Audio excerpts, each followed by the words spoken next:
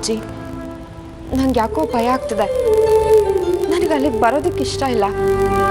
ನನ್ನ ಮನಸ್ಸು ಹೋಗೋದು ಬೇಡ ಅಂತ ಹೇಳ್ತಿದೆ ಅಜ್ಜಿ. ಯಾಕಮ್ಮ ಹೆದರ್ಕೋತೀಯ? ಸುಮ್ಮನೆ ಅಲ್ಲಿಗೆ ಹೋಗಿ ಪೂಜೆ ಮುಗಿಸ್ಕೊಂಡು ಬರೋದಷ್ಟೇ. ಅಷ್ಟೇ ಅಲ್ಲಮ್ಮ, ನಮ್ಮ ವಿರುದ್ಧ ಯಾವ ಸಾಕ್ಷಿನೂ ಬೆರಳು ತೋರಿಸಿ ಮಾತಾಡಬಾರ್ದು. ಅಷ್ಟು ಈಸಿಯಾಗಿ ಕೆಲಸ ಮುಗಿಸ್ಕೊಂಡು ನಾನು ವಿವೇಕ್ಗೆ ಅಜ್ಜಿ ಜೊತೆ ಅಮ್ಮನ್ನು ಕಳಿಸ್ತೀನಿ ಅಂತ ಹೇಳಿದ್ದೀನಿ. ಆದರೆ ಅವನಿಗೆ ಗೊತ್ತಿಲ್ಲ. ನಿಮ್ಮ ಜೊತೆ ನಾನು ಬರ್ತೀನಿ. ನಾನು ಅಲ್ಲಿಗೆ ಬಂದ್ರೇ ಆ ಕೆಲಸ ತುಂಬ ಸುಲಭ ಆಗುತ್ತೆ. ಎಷ್ಟೇ ಬೆಲೆ ತೆತ್ತರೂ ಪರವಾಗಿಲ್ಲ ಶಾಂತನು. ಅವಳು ಈ ಮನೆಗೆ ವಾಪಸ್ ಬರಬಾರ್ದು. ಬರ್ತಾಳೆ, ಖಂಡಿತ ಬರ್ತಾಳೆ.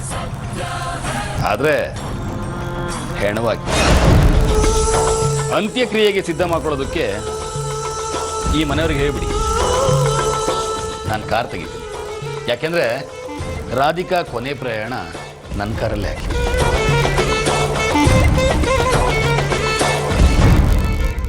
ಅಮ್ಮ, ನಮ್ಮ ಈ ಕೆಲಸಕ್ಕೆ ಅಜ್ಜಿ ಏನಾದರೂ ಅಡ್ಡ ಬಂದರೆ ಮುಗಿಸ್ಬಿಡು.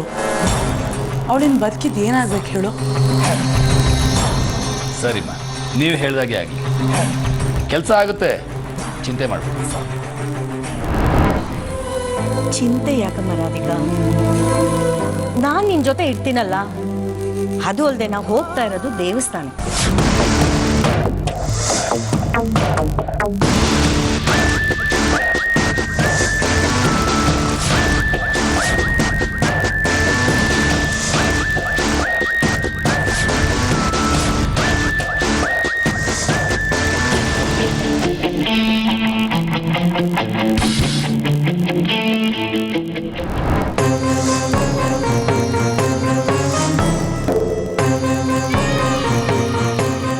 ನನಗೆ ಗೊತ್ತಿಲ್ಲದ ಹಾಗೆ ಶಾಂತನು ಶಾರದಾ ಏನೋ ಪ್ಲಾನ್ ಮಾಡ್ತಿದ್ದಾರಲ್ಲ.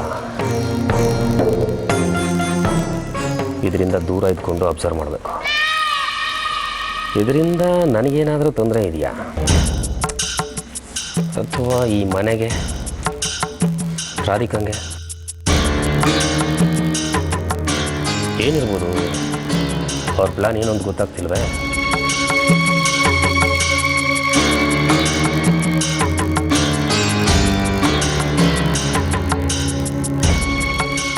ಪ್ರದೀಪ್, ಏನು ಯೋಚನೆ ಮಾಡ್ತಿದ್ಯಾ? ವಿವೇಕಣ್ಣ, ರಾಧಿಕನ್ನ ಮಂತ್ರಾವತಿ ಹತ್ರ ಕರ್ಕೊಂಡು ಹೋಗೋ ಅವಶ್ಯಕತೆ ಇದೆಯಾ? ಮಂತ್ರವಾದಿ ಅಂತ ಹೇಳಬೇಡ. ರಾಧಿಕಂಗೆ ಗೊತ್ತಿಲ್ಲ. ಸ್ವಾಮೀಜಿಗಳು ಅಂತ ಹೇಳಿ ಒಪ್ಸಿದ್ದೀವಿ. ನೋಡೋಣ, ಅಟ್ಲೀಸ್ಟ್ ಎಲ್ಲಾದರೂ ಒಂದು ಕಡೆ ಅವಳ ಸಮಸ್ಯೆಗಳಿಗೆ ಪರಿಹಾರ ಸಿಗುತ್ತಾ ಅಂತ. ಹೌದು ವಿವೇಕಣ್ಣ, ನೀನು ಹೇಳೋದು ಕರೆಕ್ಟಾಗಿದೆ.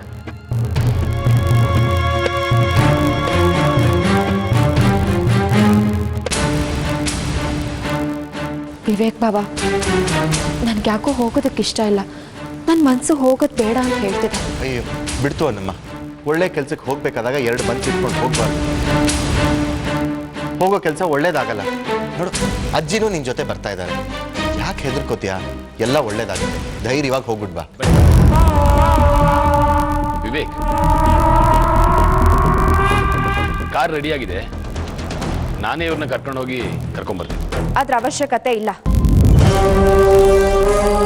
ನೀನ್ ಅಲ್ಲಿಗೆ ಬರೋದು ಬೇಡ.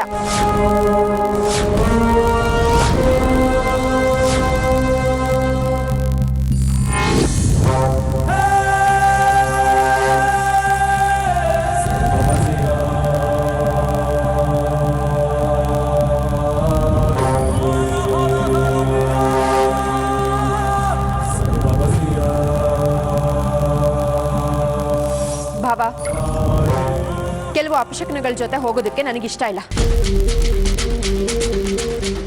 ಅವು ನನ್ನಿಂದ ದೂರ ಇದ್ರೇನೆ ಒಳ್ಳೇದು.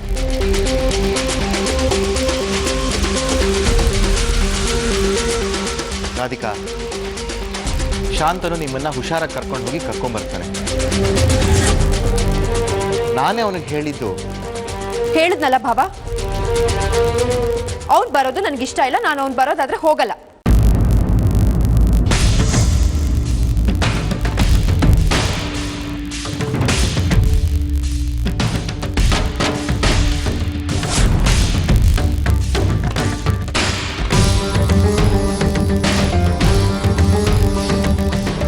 ರಾಧಿಕಾ, ನಾವು ಹೋಗ್ತಾ ಇರೋದು ಕಾಡ್ಗೆಮ್ಮ. ಶಾಂತನು ನಮ್ಮ ಜೊತೆಲಿದ್ರೆ ನಮಗೆ ಸಹಾಯ ಆಗತ್ತಲ್ವಾ? ಅಜ್ಜಿ, ಕಾಡಲ್ಲಿರೋ ಕ್ರೂರ ಪ್ರಾಣಿಗಳಿಗಿಂತ ಮನೇಲಿರೋ ಕೆಲವು ಪ್ರಾಣಿಗಳೇ ಹೆಚ್ಚು ಅಪಾಯಕಾರಿ. ರಾಧಿಕಾಗೆ ಶಾಂತನು ಬರೋದು ಇಷ್ಟ ಇಲ್ಲ ಅಂದರೆ ಅವನು ಬರೋದು ಬೇಡ. ಶಾಂತನು, ನಾವು ಅಲ್ಲಿಗೆ ಹೋಗ್ತಿರೋದು ಪೂಜೆ ಮಾಡಿಸ್ಕೊಂಬರೋದಕ್ಕೆ. ನೀ ಏನು ಬೇಜಾರು ಮಾಡ್ಕೋಬೇಡ. ನಾವು ಕಾಡಿಗೆ ಹೋಗ್ತಾ ಇರೋದು ಸ್ವಾಮೀಜಿಗಳನ್ನ ಭೇಟಿ ಮಾಡೋದಕ್ಕಲ್ವಾ. ಅದು ಯಾರು ಹೋದರೂ ಆಗತ್ತೆ. ನಿನ್ನ ಮನೇಲೇ ಇರು. ಸರಿ ಶಾಂತನು, ರಾಜುನ್ ಬರಕ್ಕೆ ಹೇಳಪ್ಪ. ಸರಿ ಅಜ್ಜಿ. ನಡಿ ಹೋಗೋಣ.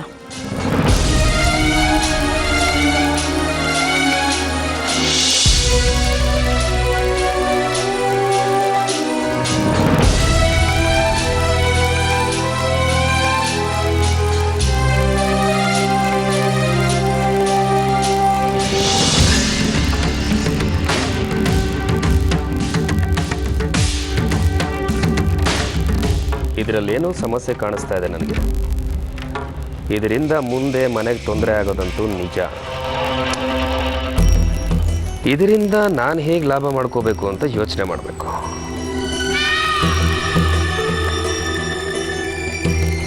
ರಾಧಿಕನ್ ಪ್ರಾಣಕ್ಕೇನಾದರೂ ಅಪಾಯ ಆದರೆ,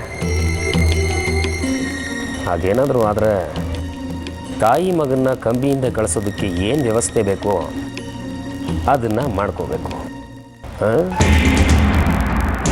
ದೈ ಶಾಂತನು, ನನಗೆ ತಿಳಿಸದೆ ನಮ್ಮ ಮನೆಯಲ್ಲಿ ನಿನ್ನ ಪ್ಲಾನ್. ರಾಧಿಕಾ ದಡ್ಡಿಯಲ್ಲ, ನಿಮ್ಮ ಪ್ಲಾನು ಫ್ಲಾಪ್ ಆಗತ್ತೆ.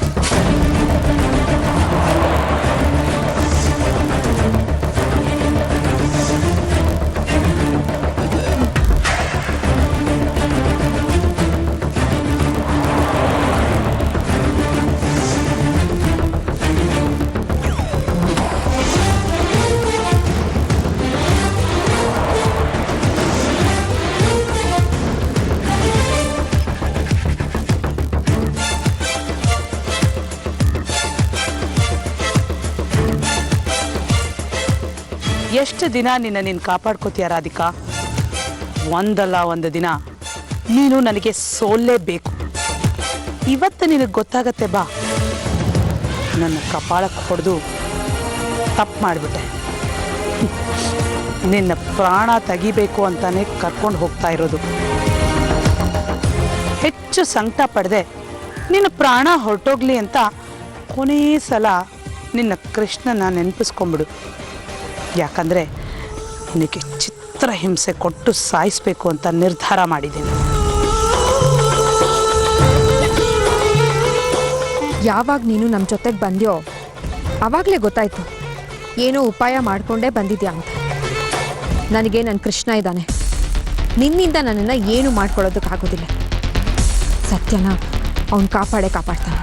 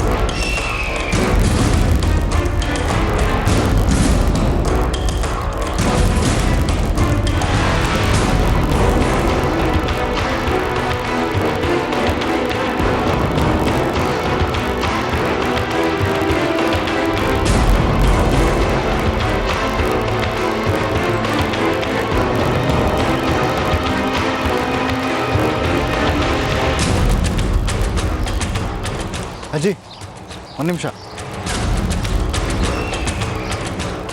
ಇನ್ನೂ ಎಷ್ಟು ದೂರ? ಇಂಥ ಕಾಡಿನ ಮಧ್ಯೆ ಯಾವ ಸ್ವಾಮೀಜಿ ಇರ್ತಾರೆ?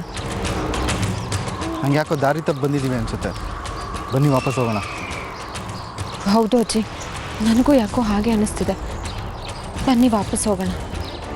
ಅಮ್ಮ ಒಂದು ನಿಮಿಷ, ಇನ್ನು ಸ್ವಲ್ಪ ದೂರ ಅಷ್ಟೇ. ಇಷ್ಟು ದೂರ ಬಂದು ವಾಪಸ್ ಹೋದರೆ ಹೇಗೆ ಹೇಳಿ? ಅವರು ಪೂಜೆಗೆಲ್ಲ ರೆಡಿ ಮಾಡ್ಕೊಂಡಿರ್ತಾರೆ. ನಾವು ವಾಪಸ್ ಹೋದರೆ ತಪ್ಪಾಗಲ್ವಾ? ಹೌದು ರಾಜು, ಇಷ್ಟು ದೂರ ಬಂದು ವಾಪಸ್ ಹೋದರೆ ಚೆನ್ನಾಗಿರಲ್ಲ. ಬನ್ನಿ ಹೋಗೋಣ.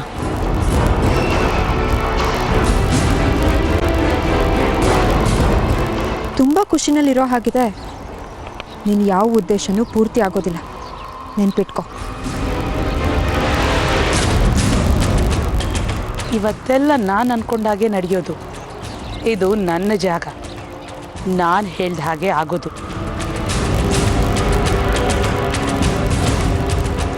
ಕೃಷ್ಣ, ಏನೂ ಅನಾಹುತ ಆಗದೆ ಇರೋ ಹಾಗೆ ನೀನೇ ಕಾಪಾಡು. ನಿನ್ನ ಅಸ್ತಿತ್ವನೇ ಪ್ರಶ್ನೆ ಮಾಡೋದಕ್ಕೆ ಕೆಲವರು ಹೊರಟಿದ್ದಾರೆ. ಅವ್ರಿಗೆ ತಕ್ಕ ಪಾಠನ ನೀನೇ ಕಲಿಸು. ರಾಧಿಕಾ, ಏನಮ್ಮ ಯೋಚನೆ ಮಾಡ್ತಾ ಇದೀಯಾ? ಬಾ ಹೋಗೋಣ. ಹೌದು, ಬನ್ನಿ, ಇಲ್ಲೇ ತುಂಬ ಹತ್ರ.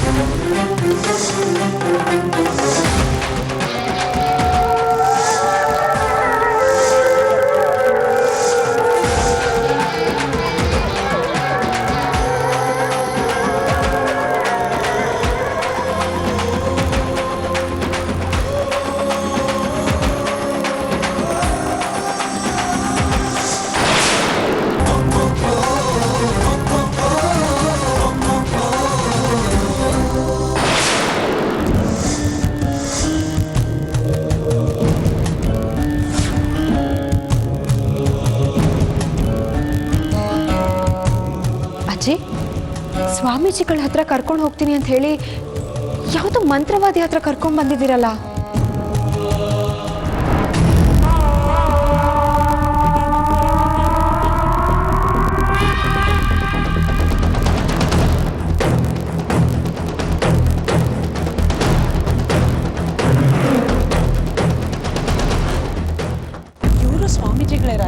ನೀವು ಮಾತಾಡಬೇಡಿ.